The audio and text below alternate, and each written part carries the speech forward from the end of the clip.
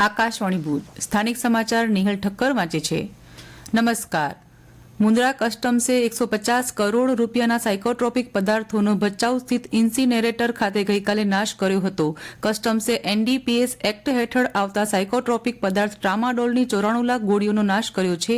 આ ગોળીઓને 2024માં આફ્રિકા જતા નિકાસ કન્સાઇનમેન્ટમાંથી જપ્ત કરવામાં આવી હતી। એનડીપીએસ એક્ટ 2018 હેઠળ ટ્રામાડોલને સાયકોએક્ટિવ ડ્રગ તરીકે વર્ગીકૃત કરવામાં આવ્યું ત્યારથી આ સૌથી મોટી જપ્તી માનવામાં આવે છે।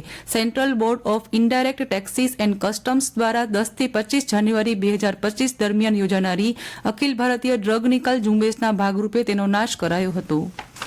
રાજ્યમાં આજે અને આવતીકાલે રાત્રે 7 થી 10 વાગ્યા દરમિયાન એક દુર્લભ ખગોળીય ઘટના જોવા મળશે। સૂર્યની આસપાસ ફરતા 8 ગ્રહોમાંથી 5 ગ્રહો એક જ ક્ષેત્રમાં સંરેખિત થશે એટલે કે ગ્રહોની પરેડ જોવા મળશે। આ ઘટનાને નિહાળવા માટે Gujarat council on science and technology દ્વારા રિજિયોનલ સાયન્સ સેન્ટર ભુજ તેમજ રાજ્યભરના કોમ્યુનિટી સાયન્સ સેન્ટરોના સહયોગથી જાહેર અવલોકન કાર્યક્રમોની શૃંખલાનું આયોજન કરવામાં આવ્યું છે જેનો જાહેર જનતા લાભ લઈ શકે છે। 2001ના ભૂકંપમાં જીવ ગુમાવનારા દિવંગતો અને દેશ માટે બલિદાન આપનાર શહીદોને શ્રદ્ધાંજલિ અર્પણ કરવા માટેનો એક શામ શહીદો કે નામ કાર્યક્રમ ભુજના સ્મૃતિવન ખાતે સાંજે 5 વાગે યોજાશે। સમાજ નવનિર્માણ ટ્રસ્ટ દ્વારા સૌને કાર્યક્રમમાં ઉપસ્થિત રહેવા અનુરોધ કરાયો છે। અંજારની એપીએમસીમાં કાર્યરત સરકારી ટેકાના ભાવે મગફળી ખરીદી કેન્દ્રમાં 839 ખેડૂત પાસેથી 19 કરોડ 25 લાખની મગફળીની ખરીદી થઈ હતી। એક મહિના સુધી કાર્યરત આ કેન્દ્રમાં જિલ્લામાં સૌથી વધુ મગફળીની ખરીદી થઈ હતી। ખરીદી એજન્સીએ જણાવ્યું હતું કે અંજાર તાલુકાના જુદા જુદા વિસ્તારમાંથી આવતા 839 ખેડૂતની 70,940 મણની મગફળીની ખરીદી કરવામાં આવી હતી। ખેડૂતોને અંદાજિત 4 કરોડ જેવો સીધો ફાયદો થયો હતો। તાજેતરમાં ભુજ ખાતેની જાહેર નોંધણી કચેરી દ્વારા હાથ ધરાયેલી ઝુંબેશમાં વધુ નવા 36 ટ્રસ્ટને બહાલી આપવામાં આવી હતી। આમ કચ્છમાં જાહેર ટ્રસ્ટોની નોંધણીનો આંકડો 10,000ને પાર કરી ગયો છે। ભુજ ખાતેની મદદનીશ ચેરિટી કમિશનર કચેરી તરફથી 3 દિવસ માટે ઝુંબેશ ચલાવવામાં આવી હતી। કચ્છમાં ચાલતા 10,000થી વધારે ટ્રસ્ટમાં નવા ટ્રસ્ટીઓની નોંધણી કે મુક્તિ વગેરેના ફેરફાર માટે કરવામાં આવેલી અરજીઓનો નિકાલ કરી 128 કિસ્સામાં હકારાત્મક અભિગમ અપનાવી ન્યાયની રાહે નિકાલ કરવામાં આવ્યો હતો। કચ્છ જિલ્લામાં 900 જેટલા ગામમાં 536નું મહેકમ ધરાવતા તલાટીઓના બદલીના હુકમો બહાર પડાયા હતા।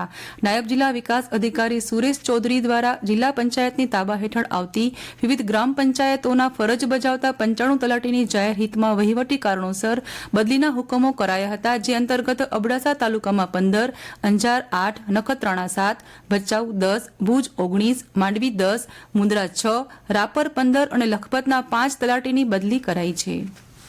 કચ્છમાં છેલ્લા 2 દિવસથી ઠંડીની તીવ્રતામાં વધારો થયો છે। ઉત્તરાદા પવનની ઝડપ વધતા ઠારમાં વધારો થયો છે। અબડાસા અને પશ્ચિમ કચ્છના છેવાડાના વિસ્તારો અને રણમાં ઠંડીની અસર વધુ વ્યાપક બની છે। છેલ્લા 24 કલાક દરમિયાન તાપમાનનો પારો 2 ડિગ્રી ઘટતા ઠંડીથી લોકો ઠૂંઠવાયા હતા। આજે રાજ્યના સૌથી શીત મથક નલિયાનું લઘુત્તમ તાપમાન 7.2 ડિગ્રી નોંધાયું હતું તો જિલ્લા મથક ભુજનું 12.6 અને કંડલા બંદરનું 14.2 ડિગ્રી લઘુત્તમ તાપમાન નોંધાયું હતું। હવામાન વિભાગે આગામી દિવસોમાં પણ ઠંડીનું જોર યથાવત રહેવાની આગાહી કરી છે। બેટી બચાવો બેટી પઢાઓ અભિયાનને 10 વર્ષ પૂર્ણ થવાના અવસરે ભુજ ખાતે એક શામ બેટીઓ કે નામ કાર્યક્રમ યોજાયો હતો। જિલ્લા વહીવટી તંત્ર અને જિલ્લા મહિલા અને બાળ અધિકારીની કચેરીના સંયુક્ત ઉપક્રમે યોજાયેલા કાર્યક્રમમાં ડાન્સ વિથ ડોટર અને પ્રાઇડ વોક વિથ ડોટરે આકર્ષણ જમાવ્યું હતું।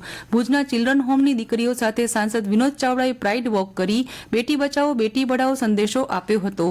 ભાગ લેનાર તમામ દીકરીઓને મહિલા અને બાળ અધિકારી દ્વારા પ્રમાણપત્ર અને સ્કૂલ બેગ આપી સન્માનિત કરાઈ હતી। કાર્યક્રમમાં સૌએ બેટી બચાવો બેટી પઢાઓ યોજના અંગેના શપથ લીધા હતા। ભારતીય રિઝર્વ બેંક નાણાકીય સમાવેશ અને વિકાસ વિભાગ અમદાવાદ દ્વારા ગો ટુ સ્કૂલ કાર્યક્રમ અંતર્ગત ભચાઉની પ્રાથમિક શાળા નંબર 4માં નાણાકીય સાક્ષરતા કેમ્પનું આયોજન કરવામાં આવ્યું હતું। આરબીઆઈના એજીએમ નીતિન કુમાર ઉપસ્થિત રહી બાળકોને આરબીઆઈ વિશે માહિતી આપવા સાથે બચતના મહત્વ વિશે સમજાવ્યું હતું।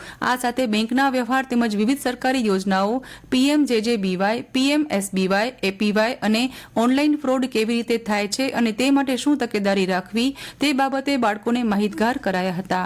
તો આ સાથે સ્થાનિક સમાચાર બુલેટિન પૂરું થયું। નમસ્કાર।